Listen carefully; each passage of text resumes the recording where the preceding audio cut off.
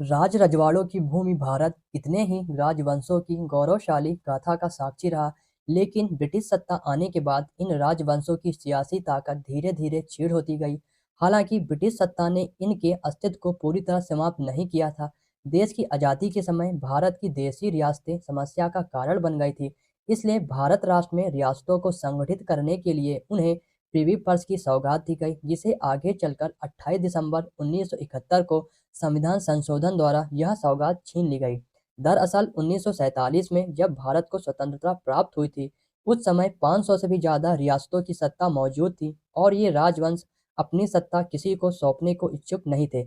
ऐसी स्थिति में पूर्ण रूप से लोकतंत्र की सत्ता स्थापित करना मुश्किल था। इसके अलावा भारतीय स्वतंत्रता अधिनियम 1947 ने रियासतों को यह विकल्प दिया था कि वे भारत या पाकिस्तान किसी में भी शामिल हो सकते हैं या एक स्वतंत्र संप्रभु राज्य के रूप में स्वतंत्र रह सकती हैं। यह स्थिति भारत राष्ट्र की एकता व अखंडता के समक्ष एक बड़ी चुनौती थी, जिससे अनेक नीतिगत समस्याएं उत्पन्न हो जाती।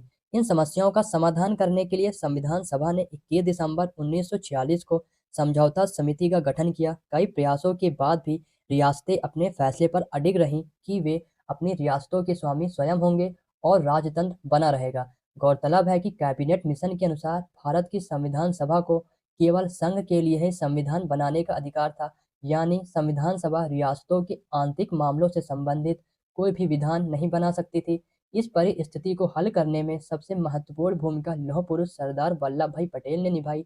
इसके लिए उन्होंने देश भर में भाषणों व जनसभाओं के माध्यम से जनतंत्र का प्रयास किया।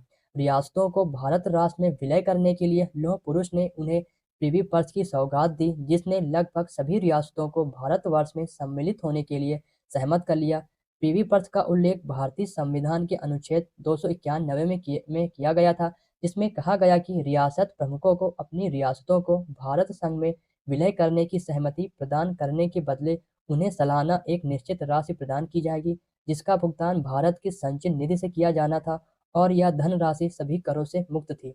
दरअसल इस रणनीति को अपनाने के पीछे कई कारण थे। पहला कारण तो यह था कि रियासतों को भारत संघ में शामिल करने के बाद रियासतों की आय स्रोत पर संकट आ जाता, क्योंकि रियासतों की आय का प्रमुख स्रोत उनको मिलने वाला राजस्व था और भारत संघ में रियासतों के मिलने के बाद उनका यह राजस्व मिलना बंद हो जाता। इसके पीछे दूसरी वजह यह थी कि संविधान सभा चाहती थी कि रियासतों के मन में विलय के पश्चात किसी भी प्रकार के विद्रोह का जन्म न हो। इसलिए प्रिवी पर्स के तहत रियासतों को उनकी शक्ति व आर्थिक संपन्नता के आधार पर राशि आवंटित करने का प्रावधान किया गया। साल 1954 में जब जम्मू कश्मीर का आधिकारिक विलय हुआ, उस समय के बाद सभी रियासतों को भारत संघ में विलय हो गया और विलय के बाद इन राजवाड़ों को प्रिवी पर्स के तहत तय की गई राशि मिल रही थी। लेकिन वर्ष 1971 में रियासतों की सियासत में नाटकीय परिवर्तन आता है और वर्ष 1971 में 26वां संविधान संशोधन किया जाता है और पूर्वी भारतीय राज्यों के लिए शासकों के लिए जो प्रिवी पर्स निर्धारित किया गया था और अन्य प्रकार के विशेषाधिकार जो थे, उन्हें समाप्त करने का निर्णय संसद में पारित हो जाता है। इस निर्णय ने राज परिवारों को आम नागरिकों की कतार में लाकर खड़ा कर दिया।